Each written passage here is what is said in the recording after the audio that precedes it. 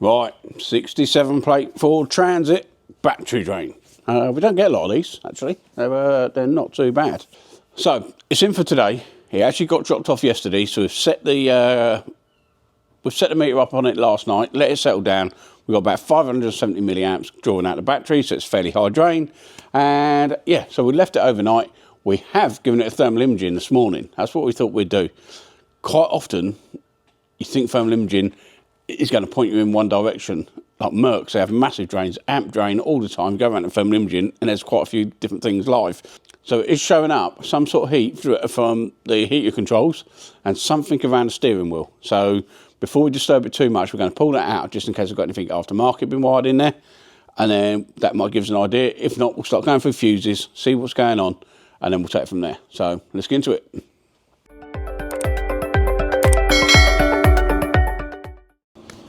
Right, so we've had a look at this Transit. We've stripped out the heater control module, disconnected that. There's nothing else behind it aftermarket. We've disconnected it. It's dropped down about 70 milliamps. So it was 56, 57, I think it was, or 570. Now it's down to 510-ish. So we had another flick through round. I've pulled this cowling off because it was showing something behind there, but there's nothing really going on. But we have found this. So the only thing with thermal imaging, people think it's going to show you exactly what is going on, but it doesn't, you know. So can you see that glowing away there? That is fully warm to the touch. That is CAN control module.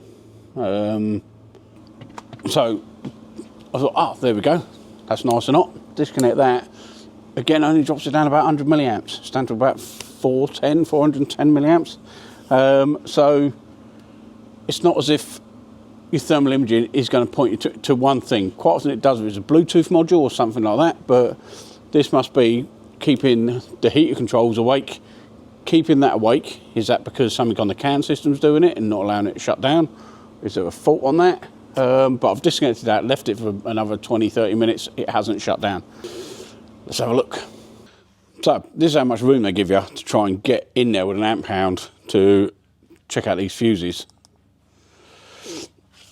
All these panels, that one's not too bad. But this fuse box, you've literally got a tiny little hole, hand-sized. You can't get to it. You can just about see it over there. But, so yeah, so what we're going to do, we're going to strip all this lot off. You have to take that out, to get that out, to get that out, until we can go in and get some proper testing done. And hopefully, it's coming out of that fuse box. So we've checked the one under the bonnet, that's all okay. We've checked the majority of the easy ones on that fuse box, so we're going to go to body control, see if that shows us anything, and then we'll go from there. Whew. So we've run through all that lot. It has done.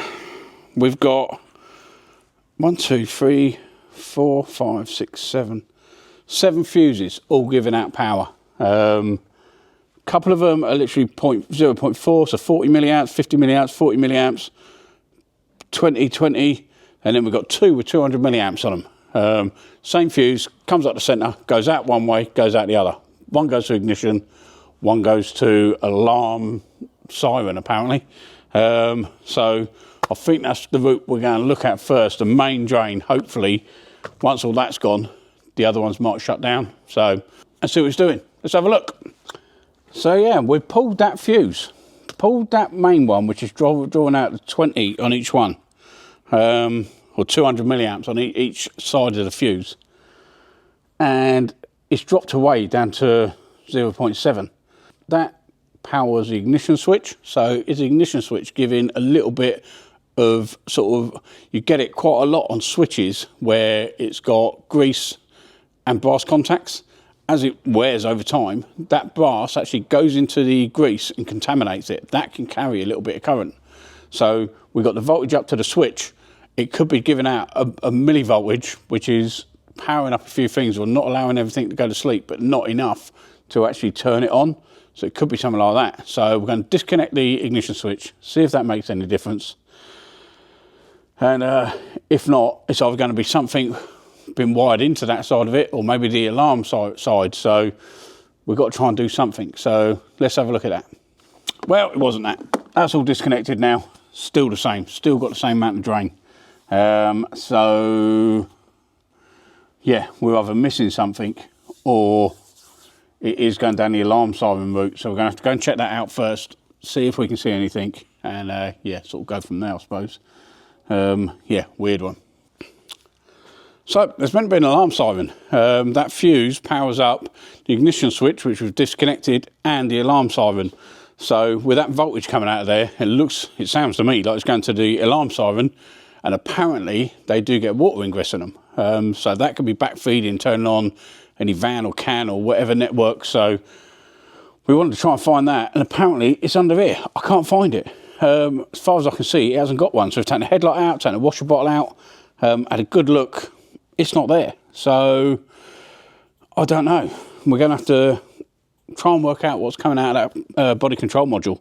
Maybe it's, you know, maybe some water ingress or something in there. There's a bit of signs of some sort of coffee spill on there or something, but it doesn't look like it's got that. But why is it draining down? The fuse, one is a power, one's your main power out, goes through ignition switch, and the other one is meant to go to the alarm system. But it could be optional extra. I don't know. So that was a waste of time. All right, see what we can do. So I can't understand it. I don't know where it's going. We're going to have a search about, see if there's anything aftermarket in there. Going to get the radio out quickly, go behind the glove box, check behind the dash, check everywhere, see if there's anything wired into it, because that main power, it literally goes from that fuse up to the ignition switch, and that is drawing current. So it's got to be something. So let's get it stripped out, have a quick look, see what we can find. The drain is definitely going down that fuse. As soon as you disconnect that, it drops down to about 70 milliamps. It's not perfect, but it is the main thing what's keeping it all live. So what I thought is, it looks like it's got some sort of liquid damage on top of that body control module. Only a little bit, you know, maybe one little spill of coffee or something. So I thought what I'll do, pull the plugs out of it, have a quick look, see if there's anything bad in there. Nothing I could see, connect it all back together. Heard a bit of hissing, buzzing, just a small amount, but it was definitely coming from that area. So I was like, oh, right, let's get it out, let's get it apart, have a look. So we're going to do that, get it up on the bench, see if we can see anything. But as far as we can see, yeah, something definitely in that area is mucking about and buzzing. So I don't know. Let's get it out, have a look. Right, so I've had the control module apart, it's clean as a whistle, nothing wrong with it. But still think there's an issue around that area, and I have got a second-hand body control module. So I'm going to plug this one in, see if it makes any difference. If it all shuts down, we sort of know where we're going, hopefully. But yeah, it might prove something. So let's get this in there and see what it does. So we've fitted that BCM. So the drain is still there. So we've had a good look around all the way under the dash to look for any aftermarket stuff what's been wired into it. Look behind the radio, look behind the glove box. Nothing really there. It all looks pretty standard. So yeah, bit of a weird one, but something is keeping it live. So the only wiring which we did find was aftermarket was this. So this wiring here was tucked up behind the glove box, unplugged. And it looks like it's just two wires going up to here. So nothing's connected to it. So a bit weird. But then I found this. This earth wire goes into the main loom, but it's not factory. So I had a quick look up, started unplugging this, and found this sort of up the other end, up here. So we just started unstrapping it, and there's a buzzing and some heat coming from this. So I'm going to pull that apart, and I'll show you possibly what it's doing. Weird one. So this fuse, which feeds the ignition switch, etc., it looks like they've tapped into it down here, which have tapped into this. It's got a capacitor in the middle. That's the thing what's buzzing. And what they've done is, it must be this white and red is touching down here. Two of the pins have pulled out of this. They're touching. And as you can see on the meter, disconnected. and it all shuts down. So I'm going to check, because as I'm wiggling this wire, as we're wiggling the wire, that's going up and down, all sorts of places, and this thing buzzes. See if I can get it on Duda. Can you hear that? Well, weird.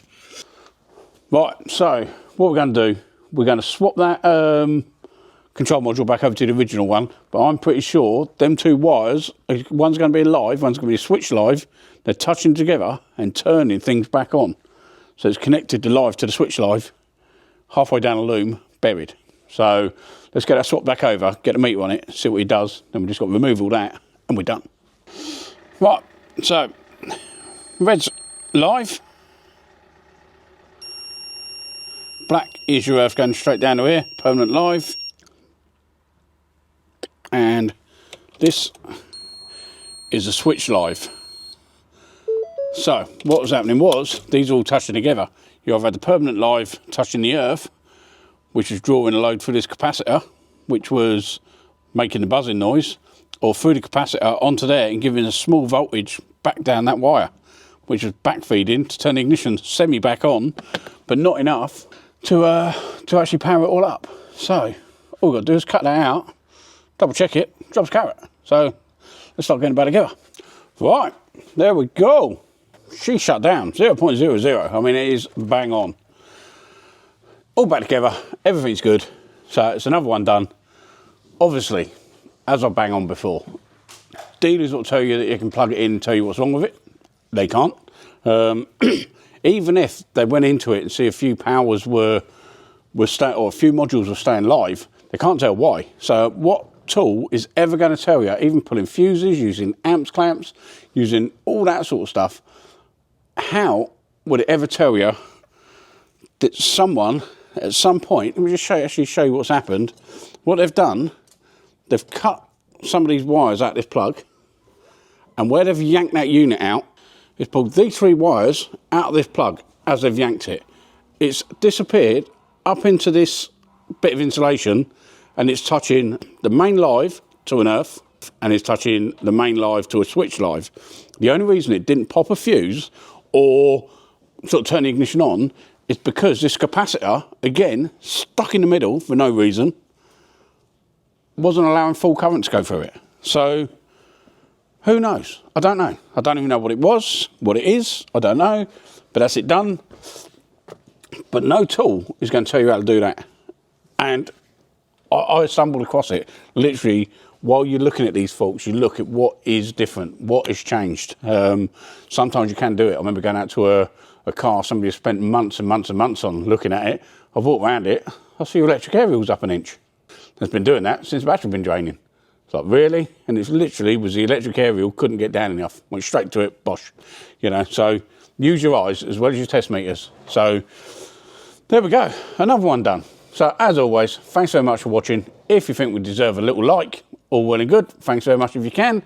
Also, we are still trying to build up the channel. So maybe if you could share this video across your Facebook, maybe you've got some people in the trade what like it, or, you know, if you're like-minded, you might have some friends what do it. So yeah, a little share would be mwah. So yeah, thanks very much for watching, and we'll see you on the next one.